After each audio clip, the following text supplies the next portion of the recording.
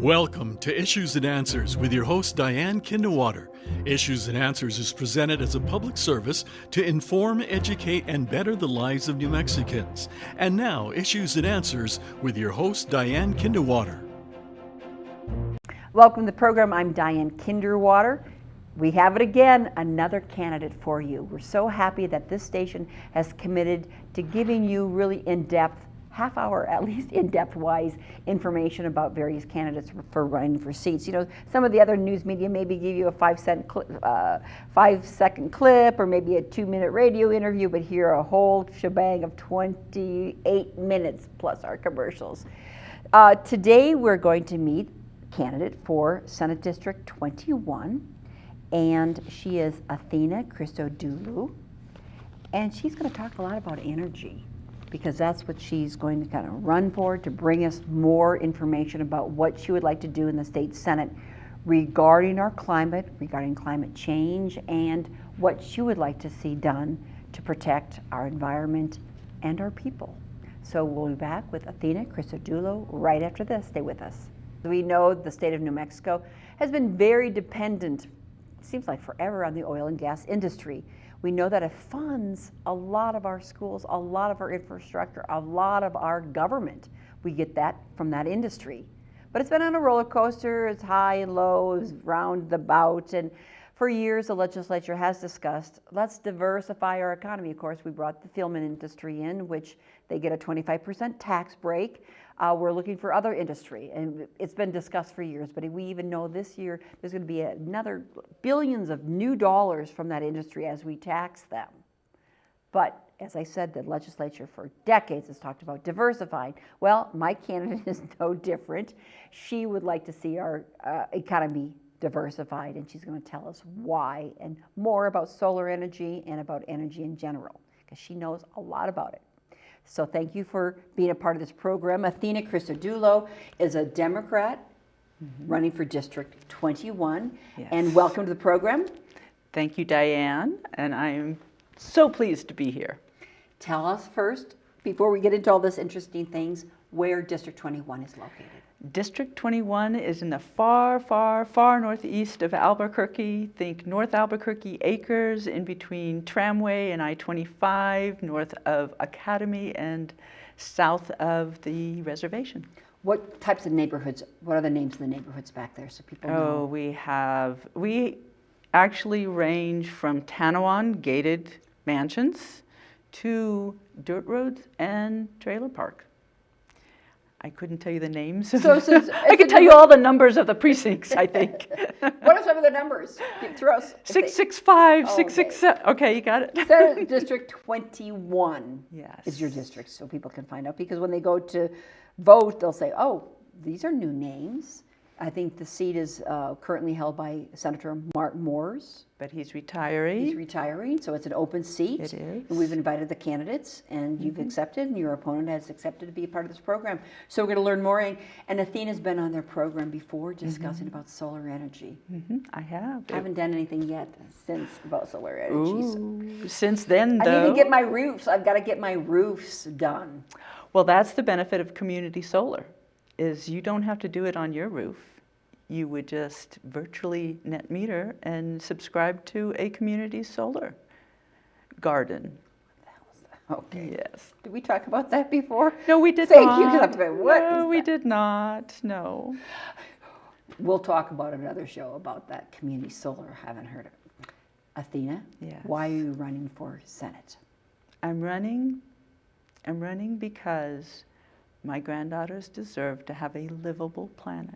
I have 2 precious granddaughters now. And we have taken our planetary systems to the brink. We have polluted the air.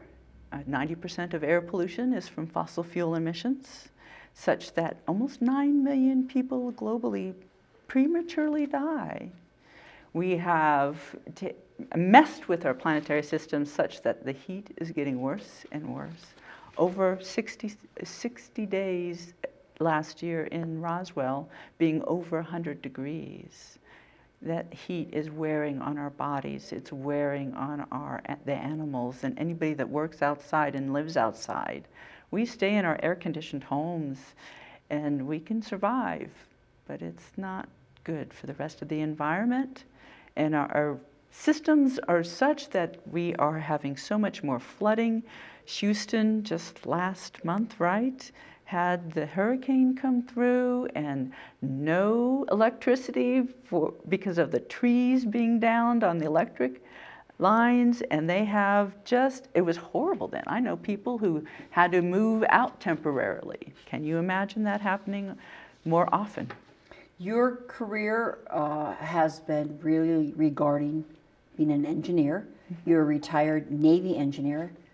Thank you so much for your service. Everyone here at the station appreciates your military service and all of our veterans in the Navy, Army, Air Force, and now what is it, Spaceport?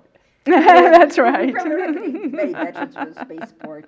But you were in the U.S. Navy from 1982 to 2005, retired as a Navy engineer, received your bachelor's degree from North Carolina University. North Carolina State. Okay. And you've been affiliated with the New Mexico Solar Energy Association as a secretary and a board member. So, as the president, actually. As well. Mm-hmm. What would you say your career is? My career has been everything. I put them all down, all the things that I've done, from starting and running a restaurant to having a construction company. My latest one is an energy storage company that I just sold this year. It's been a lot of entrepreneurship, but it's also been, as you mentioned, I was in the Navy. The first job I had out of college, I actually got taken in the Navy as a junior in college, and I taught nuclear power. Yes, I did, to high school graduates, and they learned it, and they did a great job. And they're the ones who now go out into our nuclear power plants and operate them. It has been... Is that a little frightening? The kids that you trained, taught, are doing that or not? Are you No. fully confident in Absolutely, because the Navy was rigorous about everything. And oftentimes, if there was a change, we would tell them, this rule change happened because of somebody losing their life or a limb. It was serious business. So Navy, I am very proud to have served, to have raised my hand to uphold the Constitution. And then when I had my first child, my son, I transitioned to the reserves. And that's when I transitioned over into the engineering corps. It was a great duty. I retired as a commander. During that time, I was part-time Navy, full-time mother, and with everything that goes along with being a full-time mother, as well as when they went to preschool, I took that on as well, became a teacher for the preschool and an administrator. I've done it all, I think it seems. And a businesswoman. As a businesswoman here in New Mexico, what did you think of the various regulations? Because we often hear on this program from business people that it's tough, that it's ever-changing. There's government overseeing every step of the way, and it's not necessarily appreciated and needed. It's not needed, all this government oversight and red tape and bureaucracy, that it's harder to start a business and continue a business here than any other place, many other places, and they were moving out because of it. But you are a restaurateur, you had your other business, you sold successfully. What do you think as a Democrat about this? Not even as a Democrat. I think as a businesswoman. I'm a tech entrepreneur, so I enjoy doing startup. Yeah, I do. I like taking technologies from like the laboratories. We have 3 major laboratories, national laboratories here in New Mexico. We have 3 major universities, and we have a lot of technology that can be taken out and implemented. Get it off the shelf. Get it off that bench table. Let's use it. Let's use all this. Our tax dollars went into paying for this knowledge. Yes. Let's open it up to benefit society. Absolutely. Now here's the deal though. I will say that it has been hard to operate a business here, in the sense that the laws can be confusing and you find something new every other day, I think it seems. So in that, I'd like to be able to go as a Democrat to talk to other Democrats who, for the most part, do not run businesses and get something straight and something that's going to work for all people. We've got to make sure it works for the businesses and for the workers as well. And to help us get to different industries, we'll have to do that. Yes. We'll have to do that. And you are a business person to be able to say a lot, just generally speaking, there's just a lot of educators, a lot of people in government, a lot of attorneys who are in the state legislature, and on the Republican side, a lot of business people. The Democrat side, maybe not as many, but you would be able to share. And what would you like to tell your fellow Democrats and fellow legislators about business and being in business, staying in business? Being in business and staying in business is difficult. And it doesn't help if the government offers more for government workers without any sense of quality or... What do you mean offer government workers? You mean their insurance and all their salary and vacation everything they're time? taken care of, such that there is no understanding of what it takes to run a business and all the taxes that go into it. And I'm not against taxes. Taxes paid me my salary when I was an officer.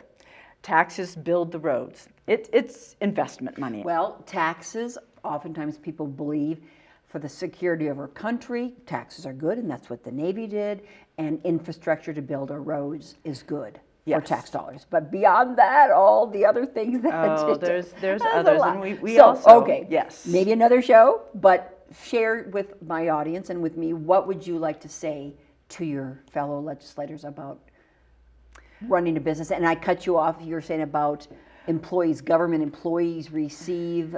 Oh, they receive the benefits, and so it's very easy to stay in a government job, just even if the salary is poor, looking at the long term. And I get that. I really get that. But we need to understand that small businesses are what built our country and what powered our country. What I'm afraid of is these days, it is not the small businesses that we're looking out for. It is actually the big corporations. Oil and gas industry, I don't know if you're aware, gets $20 billion of subsidies directly from the federal government. And that does not include the $650 billion a year that they get indirectly because they're not dealing with the fact that there are people now in New Mexico who don't get to have insurance on their property insurance on their house because they're a wildfire risk. They do not get to, I have a friend on East Mountain who has to have water trucked in because wells are going dry. She has a $50,000 deductible on her homeowner insurance because she's a wildfire risk now. This is not fair. It's just not fair. We need to be holding the industry accountable for the problems it's caused and it is causing. And I know they're not evil. I know that they want the best for the people, but I'm afraid as an energy and environmental engineer, actually, that we are not looking out for our future generations. And we're going to talk about that. Yes. You're passionate a little bit about that, Athena? I'm not sure. No, not at all. Not at all. Lastly, just about businesses, and we'll have time to talk about the energy business. As a business person, and you see tax breaks giving to different, government choosing who they want to favor over someone else. And I'm kind of pointing out the film industry, they get a quarter of what they spend, they get back from us, the taxpayers. Government is choosing winners and losers. And they say, well, we like that industry, we don't like that. So if they're going to get 25% break, but you're not. As a business person, how did that affect you, or did you sense any of that? The unfairness, perhaps. Oh, I see a lot of unfairness.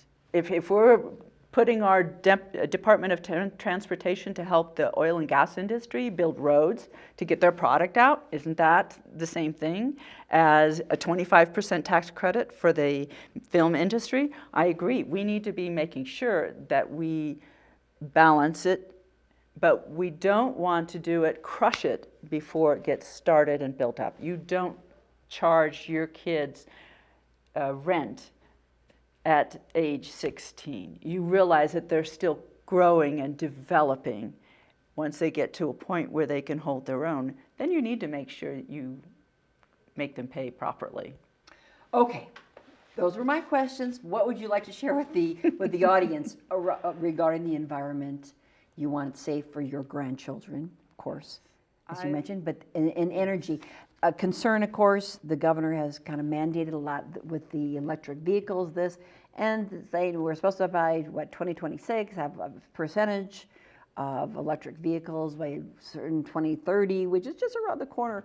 All these other mandates, no more P&M, no electric, no more gas, but the infrastructure isn't there. It's kind of scary to buy a car if you're afraid that you're not going to have anywhere to plug it in. Okay. This is the same conversation we had many years ago when I came and talked about solar. I have now had and driven an electric car for 10 years.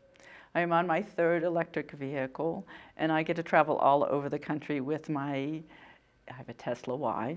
Tesla Y? Yes, okay. And the infrastructure is built up all over the country and maintained all over the country for the Teslas. We need to make sure that the infrastructure, and it's being built elsewhere as well. My middle son just bought his new car, and it's also electric. I understand because of the long mileages. Especially here, the fifth largest absolutely. Here, fifth largest but can state. you imagine only have one gas station in each city? I don't think so. And so it took a while for that to develop. It's going to take a little bit to have electric cars develop. But do you think some of our mandates are before the horse, cart before the horse, that we don't have the infrastructure, but we are having the regulations saying you need to get this? What do you think? I think the mandates are there to be more carrots. And with some things, with some industries, there need to be carrot and sticks. It is something imperative. It is not because it's an electric car, it's because it reduces the pollution. I don't have any tailpipe. I haven't had a tailpipe drive into my garage now for several years. It is for our health that we're doing it. It is, and this is why I'm running actually, because I know in my district we have very blessed and well-off people. And I would like to encourage them to be the ones to step up and buy these vehicles, electric vehicles, so that we can then turn around. They can sell them every 3 years if they want, so that there's a second-hand market, right, for those who cannot afford it. Because we know, I'm a Christian, and I know that we want to help our neighbor. We want to help our neighbor now, in the next decade, and we want to help our future neighbors as well, and leave them a clean planet that is capable of being lived in. Of course, you'd like to encourage them, but that's where maybe the stick comes in. You know, I would hate for us to have to use a stick, right? But if you remember during World War II, No, we don't remember. I don't remember. You're right. I don't remember. You and I only know the stories that we heard. What's the story, there we go. Athena? The story is that FDR called an emergency, and he called the car manufacturers in, and he said, men, they were all men, you are now going to build ships, planes, and tanks. And they said, fine. Okay, after we get, make our quota. And he then told them, no, you are not selling another car until these orders are filled. We're at war. We are fighting for the very soul, the very essence of freedom. And so that is what we're going to do. I don't want it to come to that, but it may be required.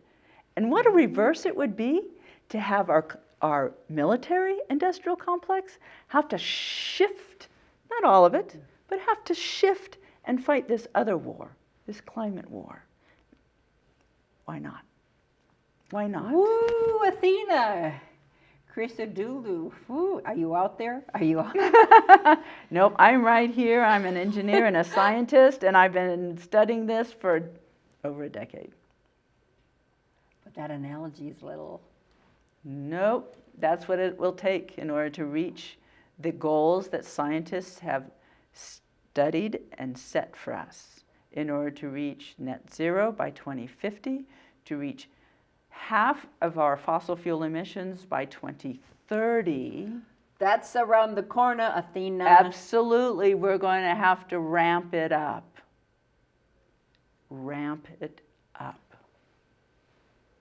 That's it. But you mean ramping up?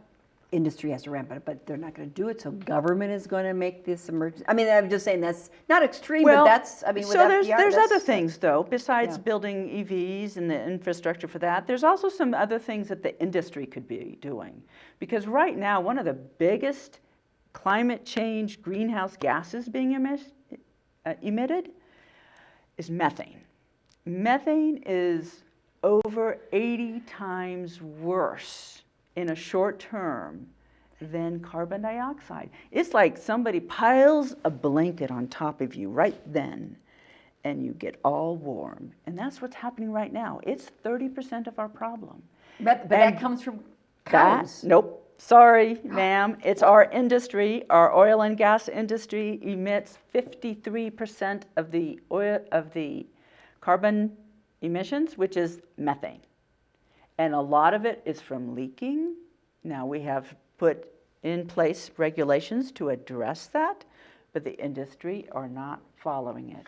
Oh, if you get into that legislature, woohoo!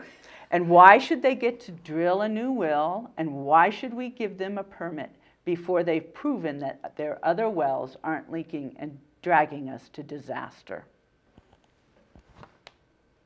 This is why you're running, to have your voice heard on these different issues. Yes. I imagine. Yes, ma'am. Yes, Diane. We only have 5 minutes left. I know. Actually, I don't know. Thank you for telling me. Yeah, but that's quick.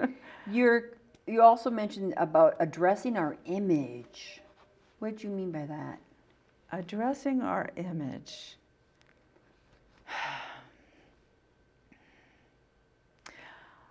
I would like to say that as a Democrat, I'm a Christian. And I would like to say that I found New Mexico to be a loving peoples, New Mexicans to be loving peoples. And I would like us to realize that we do have an image problem of crime. And it is not without some basis. Yeah, I'm thinking image problem? Not without some basis, Okay. I will say. But a lot of it is due to poverty. And what are we doing to make sure that the poverty isn't there and that people are fed? I'm looking in my neighborhood. We're building storage centers, right? You know, store your stuff. It pops in my mind that we pay more attention and care for our things than we do for people. And so I would like us to change the image of how we see New Mexico. It is not a place of crime. It is a place of good people who need lifted, who need taught how to have businesses, how that they can trust that their businesses will thrive, that they will be helped in ways. Did you know, as far as engineers go, that there are fewer males of color than females of color?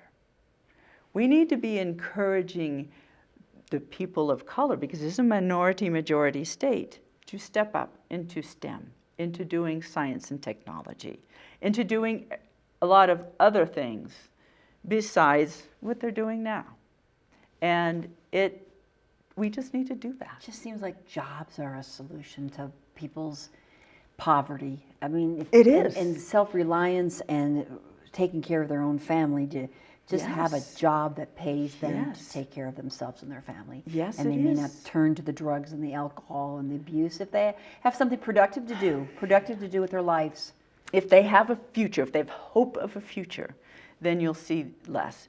But the drugs and the alcohol, that is generational. That is going to be a difficult thing to break, and it's going to take a concerted effort to offer the proper treatments and to then offer a pathway to success.